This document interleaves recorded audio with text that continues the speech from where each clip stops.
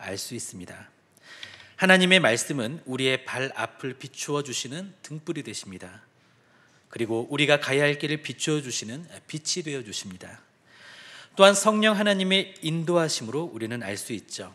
성령 하나님께서는 성경 말씀을 통해서, 때로는 성경 말씀 안에서 세미한 음성과 영감으로 우리에게 밝은 길을 인도해 주십니다. 그리고 흔히들 그리스도인들을 가리켜 온도계가 아니라 온도 조절기가 되어라 라고 이야기를 합니다. 오늘은 향방 없이 열심히만 살아가는 현 세대와 관련해서 그리스도인들을 다르게 정의하기를 원합니다. 그리스도인들은 여기도 붙고 저기에도 붙는 자석이 아니라 옳은 방향을 가리키는 자침이 되어야 합니다. 우리들은 자석 뭉치가 아니라 나침반이 되어야 합니다. 오늘은 사도행전 25장을 함께 살펴보기를 원합니다. 오늘 살펴볼 본문에도 여러 인물들이 등장을 합니다. 미결수 신분의 사도 바울이 등장을 합니다. 그리고 새롭게 부임하는 총독 베스도, 그리고 왕 아그리빠, 그리고 그의 누이 버니게 등이 나옵니다. 바울은 방향성이 있는 자침과 같은 삶을 우리에게 잘 보여주고 있습니다.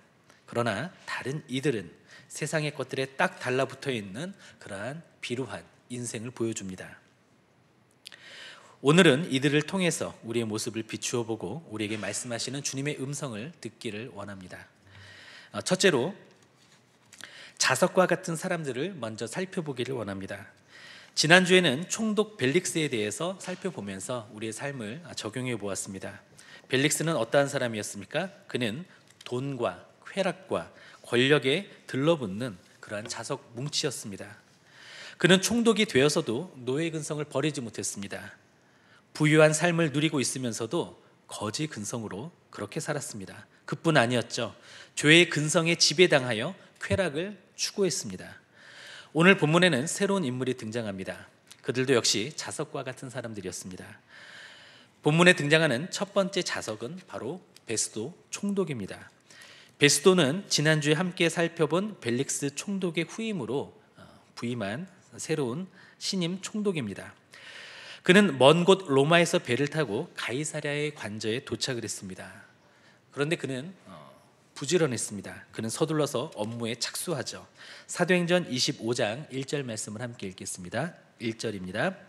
베스도가 부임한 지 3일 후에 가이사랴에서 예루살렘으로 올라가니. 아멘. 베스도는 부임한 지 3일째 되는 날 예루살렘으로 향합니다. 로마에서 가이사랴까지는 100길로 열흘이 넘는 거리입니다.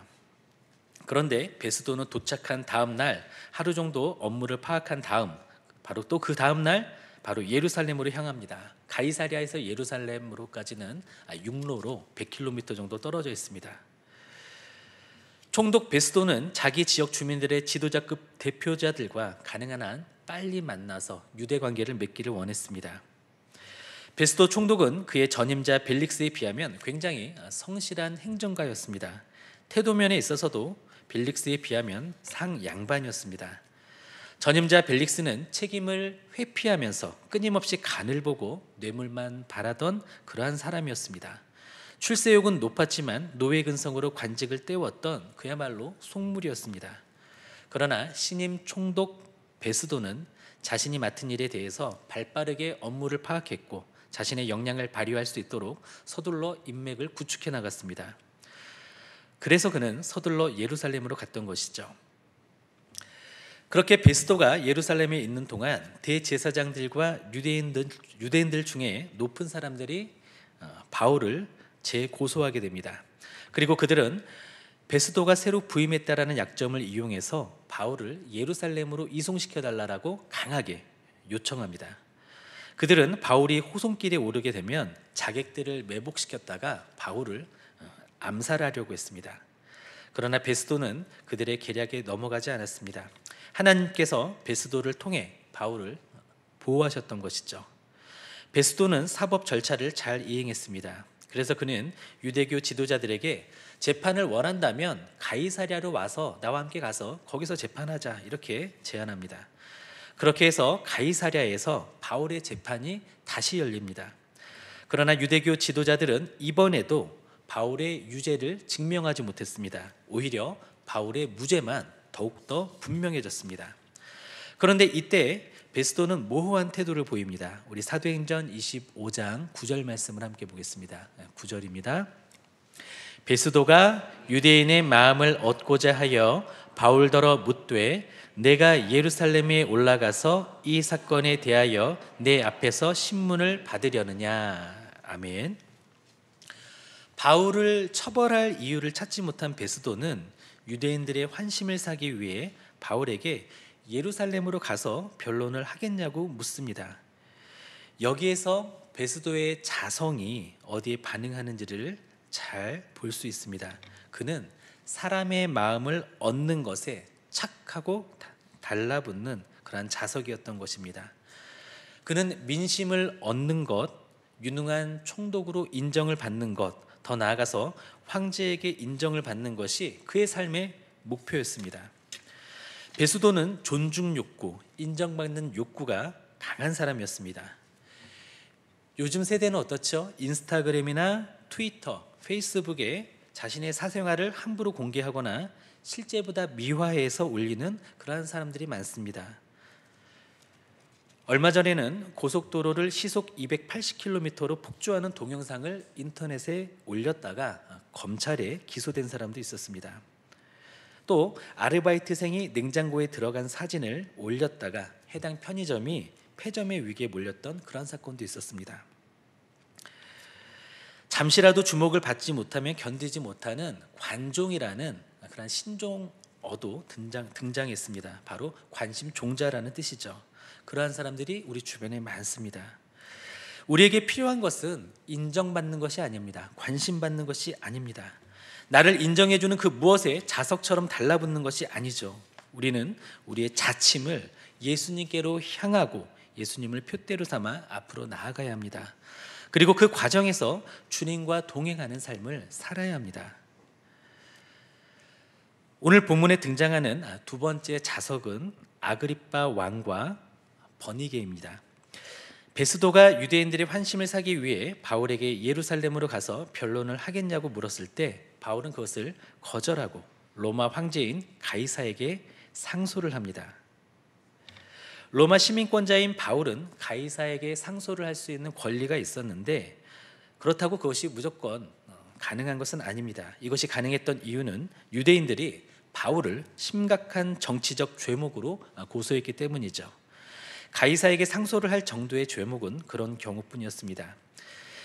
하나님께서는 유대인들의 잘못된 소송을 바울을 로마로 보내는 방편으로 사용하셨던 것입니다. 바울을 로마로 보내기로 결정한 후에 헤롯 아그리빠 왕과 그의 여동생 버니게가 새로 부임한 베스도 총독에게 인사차 방문을 하게 됩니다. 우리 사도행전 25장 13절 말씀을 함께 읽겠습니다. 25장 13절입니다. 수일 후에 아그리빠 왕과 버니게가 베스도에게 문안하러 가이사랴에 와서 아멘. 지난주에도 잠시 언급을 드렸지만 성경에 사람의 이름이 기록되었을 때는 그런 이유가 있습니다. 또 성경에는 드물게 여성의 이름도 기록되는데 그때에는 자세히 살펴볼 필요가 있습니다.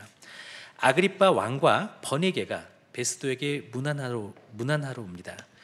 이렇게 남녀의 이름이 나란히 등장하는 것을 보면, 그리고 대부분의 사람들은 이러한 이름의 나열을 보면 당연히 부부라고 생각을 할 것입니다. 그러나 그들은 부부가 아닌 남매였습니다. 버니게는 아그리빠 왕의 한 살 아래의 여동생이었습니다. 아그리빠의 부인은 역사에는 언급되어 있지 않습니다. 반면에 버니게는 자신의 삼촌과 결혼한 지 얼마 안 되어서 사별을 했고 두 번째 남편과도 오래 살지 못하고 그를 떠나서 이제는 친오빠인 아그리빠에게로 왔습니다. 그리고 이 둘은 함께 다녔습니다. 그리고 오늘 본문에서도 보아 알 수 있듯이 공식 석상에 함께 참석했습니다. 아그리빠나 그의 여동생 버니게 어느 쪽도 자신들의 배우자와 같이 지내는 시간이 별로 없었습니다. 아그리빠와 그의 여동생 버니게가 근친 상간이라는 소문이 파다했습니다. 대부분의 기록을 보면 두 사람은 연인 관계라는 사실이 분명해집니다. 이들은 남매지간이라서 법적으로는 결혼이 불가능했습니다. 그렇지만 이들은 부부로 지냈던 것입니다. 이들은 인륜을 지키기보다는 동물적인 본능에 충실했던 것이죠. 아그리빠 남매는 베스도에게 문안하러 와서 여러 날을 머무르게 됩니다. 어느 날 베스도는 아그리빠에게 바울의 재판에 대해서 이야기를 하게 됩니다. 자연스럽게 대화는 유대교와 유대인의 문화를 잘 알고 있었던 아그리빠에게 베스도가 조언을 구하는 쪽으로 흘러가게 됩니다. 그러자 아그리빠는 자신이 바울을 만나서 그의 말을 들어보겠다라고 합니다.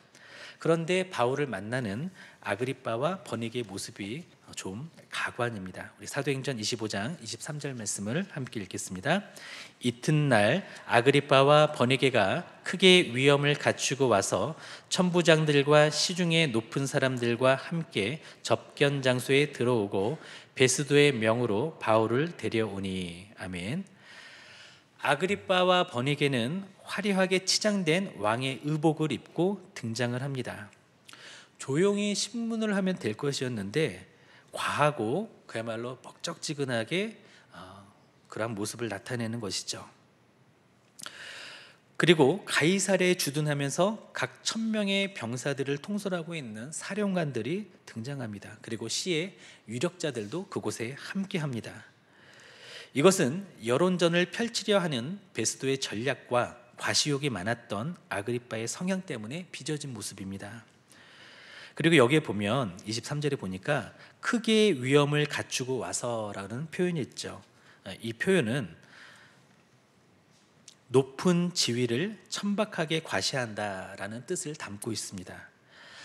아그리빠는 천박한 과시욕과 동물적인 욕구에 자석처럼 들러붙는 볼품이 없는 인생을 살았던 것이죠. 그는 왕이었지만 볼품이 없었습니다. 왕이면 뭐합니까? 왕의 화려한 의복을 입으면 뭐합니까? 그 내면이 천박한데 그것이 무슨 소용이 있을까요? 재판석에 앉아 사람을 살리기도 하고 죽이기도 하는 법봉을 휘두르는 그러한 권력이 있으면 뭐합니까? 그는 본능과 욕구대로 사는 동물과 같이 유욕의 지배를 받고 있었습니다. 권력이 있으면 뭐합니까? 아그리빠 역시 삶의 방향성이 없이 살았습니다. 그는 안목이 이끄는 대로, 유욕이 이끄는 대로 여기에 붙었다 저기에 부착되어 버리는 볼품없는 그런 자석이었던 것이죠. 두 번째로 우리는 자석과 같은 사람들을 살펴보았으니 그 다음으로 자침과 같은 사람, 나침반과 같은 사람을 살펴보기를 원합니다. 그 사람은 바로 사도 바울입니다. 바울은 욕구나 욕망이나 야망의 사람이 아니었습니다. 그는 자석 뭉치가 아니었습니다. 그는 어떠한 욕구에도 들러붙지 않았습니다. 그는 흔들릴지언정 마침내 북쪽을 가리키는 나침반 안에 자침이었습니다. 물론 변화되기 전에 그도 대단한 야망을 가지고 성공 가도를 걷고 있었습니다. 그는 최고 그리고 성공을 집요하게 따라다녔던 자석이었습니다. 그의 열심은 특심이었는데 그는 그 특심으로 그리스도인들을 가장 열렬하게 핍박했던 박해자였습니다. 그에게도 그런 흑역사가 있었습니다. 그러나 사도 바울은 예수님을 만난 후에 놀랍도록 변화가 되어서 이방인의 사도가 되었습니다. 그는 충성했습니다. 물론 그의 여정에 전혀 흔들림이 없었던 것은 아닙니다. 그가 만신창이가 된 채로 고린도라는 도시에 홀로 도착했을 때 그도 역시 두려웠고 음란함과 강렬한 세속의 유혹 앞에서 그도 역시 흔들렸습니다. 그러나 바울은 그 모든 것들을 떨쳐버리고 고요히 정북을 바라보았습니다. 바울은 늘 하나님께서 지시하신 곳을 바라보았고 그곳으로 향했습니다. 바울이 3차 전도 여행을 마치고 예루살렘으로 향했을 때 많은 믿음의 동역자들은 바울이 그곳에서 고난을 당할 것이라는 예언을 받게 됩니다. 그래서 바울을 말립니다. 바울 역시 그 사실을 잘 알고 있었죠. 그러나 바울은 이에 대해 어떻게 반응을 합니까? 우리 사도행전 20장 22절에서 24절까지 함께 읽어보겠습니다. 20장 22절에서 24절까지입니다. 함께 봉독하시겠습니다. 보라, 이제 나는 성령에 매여 예루살렘으로 가는데 거기서 무슨 일을 당할는지 알지 못하노라. 오직 성령이 각 성에서 내게 증언하여 결박과 환난이 나를 기다린다 하시나 내가 달려갈 길과 주 예수께 받은 사명 곧 하나님의 은혜의 복음을 증언하는 일을 마치려 하면은 나의 생명조차 조금도 귀한 것으로 여기지 아니하노라. 아멘. 21장입니다. 10절에서 13절까지 읽겠습니다. 21장 10절부터 13절까지입니다. 여러 날 머물러 있더니 아가보라 하는 한 선지자가 유대로부터 내려와 우리에게 와서 바울의 띠를 가져다가 자기 수족을 잡아매고 말하기를 성령이 말씀하시되 예루살렘에서 유대인들이 이같이 이 띠 임자를 결박하여 이방인의 손에 넘겨주리라 하거늘 우리가 그 말을 듣고 그곳 사람들과 더불어 바울에게 예루살렘으로 올라가지 말라 권하니 바울이 대답하되 여러분이 어찌하여 울어 내 마음을 상하게 하느냐 나는 주 예수의 이름을 위하여 결박당할 뿐 아니라 예루살렘에서 죽을 것도 각오하였노라 하니. 아멘. 믿음의 동역자들은 바울이 고난당할 것을 염려해서 예루살렘으로 가는 것을 만류합니다. 그러나 바울은 그 만류를 물리치고 주님께서 지시하시는 그곳으로 향합니다. 그리고 예고된 것처럼 바울은 예루살렘에서 결박당하게 되고 이방인의 법정에 서게 됩니다. 바울은 예루살렘에서 많은 고초를 겪습니다. 그럼 바울에게 예수님께서 찾아오셔서 바울이 다음으로 가야 할 곳을 또 알려주십니다. 우리 23장 11절 말씀을 함께 보겠습니다. 23장 11절입니다. 그날 밤에 주께서 바울 곁에 서서 이르시되 담대하라 내가 예루살렘에서 나의 일을 증언한 것 같이 로마에서도 증언하여야 하리라 하시니라. 아멘. 성령 하나님의 인도함을 받았던 바울은 지체하지 않고 예루살렘에 왔죠. 그리고 바울은 그곳에서 결박을 당합니다. 그는 그러한 중에 자신을 변호할 기회가 생겼었습니다. 그런데 그때 자신의 무죄를 주장하기보다는 복음을 전하는 기회로 삼았습니다. 그럼 바울에게 예수님께서 나타나셔서 잘하고 있다, 힘을 내라 이렇게 격려를 하신 것이죠. 그리고 바울의 자침을 이번에는 로마로 향하게 하십니다. 바울의 다음 행선지는 그렇게 정해졌던 것입니다. 다시 25장으로 돌아와서 바울은 2년이나 가이사랴에 감금되어 있었습니다. 무척 긴 시간이었죠. 베스도 총독이 오기 전에 바울의 재판은 마무리되었어야 했습니다. 그러나 베스도의 전임 총독이었던 벨릭스는 교활했습니다. 자신의 재임 시절에 발생한 이 예민한 이슈에 대해서 바울의 재판에 대해서 그는 차일피일 미루다가 그냥 떠나버렸습니다. 그 기간이 장장 2년이었습니다. 마침내 그나마 일을 좀 하는 베스도가 후임 총독이 되었고 그는 가이사랴에서 자신의 주재 아래 바울을 재판합니다. 그리고 바울을 예루살렘으로 보내어 바울에 대한 재판을 마무리하려고 했습니다. 그랬다면 바울은 석방될 수도 있었을 것입니다. 바울 또한 그것을 바랬었겠죠. 하지만 바울의 목적지는 로마였습니다. 그래서 바울은 가이사에게 상소를 합니다. 로마에 가서 황제와 그의 근위대와 또한 고위 관료들에게 복음을 전하기 위해서 그는 자유인의 신분이 아니라 죄수의 신분으로 그곳에 가고자 했던 것이죠. 사도행전 25장 9절에서 11절까지 함께 읽겠습니다. 베스도가 유대인의 마음을 얻고자 하여 바울더러 묻되 내가 예루살렘에 올라가서 이 사건에 대하여 내 앞에서 신문을 받으려느냐? 바울이 이르되 내가 가이사의 재판자리 앞에 섰으니 마땅히 거기서 신문을 받을 것이라. 당신도 잘 아시는 바와 같이 내가 유대인들에게 불의를 행한 일이 없나이다. 만일 내가 불의를 행하여 무슨 죽을 죄를 지었으면 죽기를 사양하지 아니할 것이나 만일 이 사람들이 나를 고발하는 것이 다 사실이 아니면 아무도 나를 그들에게 내어줄 수 없나이다. 내가 가이사께 상소하노라 한대. 아멘. 바울은 이렇게 가이사 시저에게 상소를 합니다. 황제의 법정에 서겠다라는 것이죠. 이렇게 해서 바울의 재판은 또 기약 없이 연장됩니다. 참고로 이때까지는 그리스도인들을 향한 로마의 박해가 아직 시작되지 않았던 시점입니다. 그런데 그것은 곧 일어날 자명한 일이었습니다. 교회는 제국의 곳곳에서 기하급수적으로 성장해 왔습니다. 그리고 머지않아 로마가 무시할 수 없는 그러한 세력이 될 것입니다. 또한 기독교 세계관은 로마가 떠받들던 모든 것과 완전히 상극을 이루었죠. 기독교인들에게는 예수님만이 주님이셨고 황제가 주님이 될 수는 없었습니다. 기독교는 로마가 숭배하는 여러 종교들 중에 한 종교가 아니라 유일한 종교였습니다. 기독교인들의 삶에서 최종 권한은 로마 법이 아니라 하나님의 법에 있었습니다. 하나님의 법이 로마의 법보다 상위법으로 여겼던 것이죠. 따라서 재판이 거듭될수록 또 재판이 지연될수록 바울이 사형당할 확률도 그만큼 높아진 것입니다.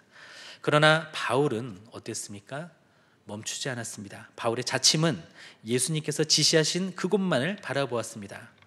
바울의 옥중 서신인 빌립보서에서 바울은 어떤 고백을 합니까? 우리 한 구절만 더 찾아보도록 하겠습니다. 빌립보서 3장 12절, 신약성경 321페이지입니다. 신약성경 321페이지.